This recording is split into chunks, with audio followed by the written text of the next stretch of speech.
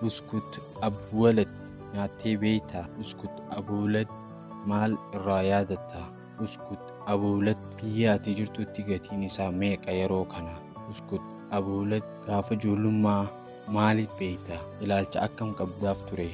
Seenaa isaa Buskut Abuwalad seenaa ajaa'ibsiisaa fi seenaa addaa kan qabudha. Kan waliin viidiyoo kana keessatti wal barru ta'a. Duraanillee yoo kan beektu ta'e ammallee seenaa guddaa fi shoora guddaa biyya keenya Itoophiyaa keessatti kan taphatudha.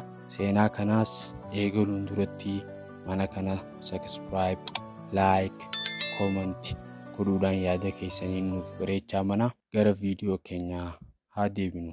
Buskutiin Abuwalad Abubakar Al-Haddaad seenaa daldalaa fi warshaa Itoophiyaa keessatti mallattoo seenaa qabeessaa fi baay'ee jaalatamaa dhaloota baay'ee ceheedha. Hundeeffamaa bara isaa bara hundeeffamaa warshaan buskutii Abuwalad bara 1960moota keessa yeroo baay'ee dhuma bara 1900tti hundeeffame. Bara jabeenya isaa keessattuu bara mootummaa Dargii fi booda isaas buskutiin kun gabaa Itoophiyaa guutumatti dhuunfatee ture.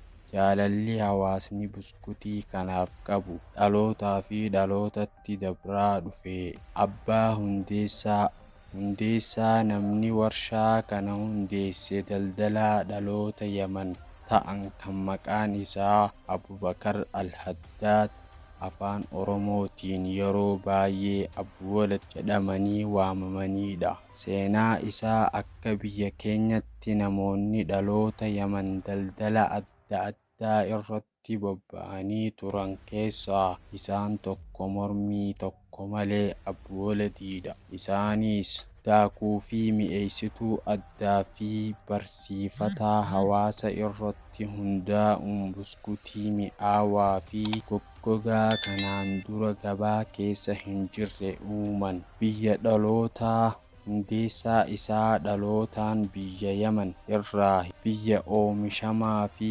beekamaa ta'e garuu oomishni kun kan dhalate, kan guddate fi beekamtii guddaa argate Itoophiyaa keessatti. Seenaan boodaas maqaan Abuwalad jedhu gabaa Itoophiyaa keessatti hiikkaa buskutii jedhu waliin wal qabachuu danda'eera.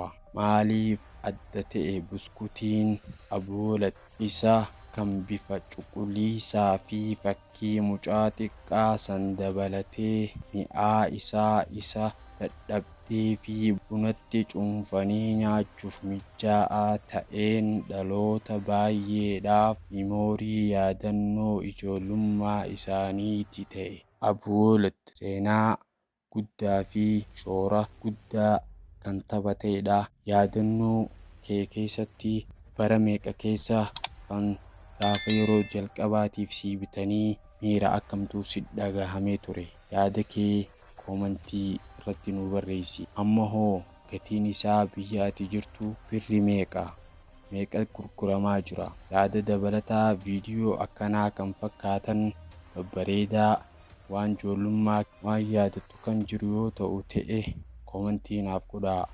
Viidiyoo isaanii seenaa isaanii wajjin kan xumuramaa ta'een isinii qabadhee dhufa. Akkuma barame mana kana yoo haaraa taate subscribe, like, share godhuudhaan yaadannoo Buskut Abuwalad guddaa biyyattii teenya kana keessaa qabuuf waliin qooddachuudhaaf share godhaa. Hanga viidiyoo akkanaatiin walitti deebinuu turtii gaarii.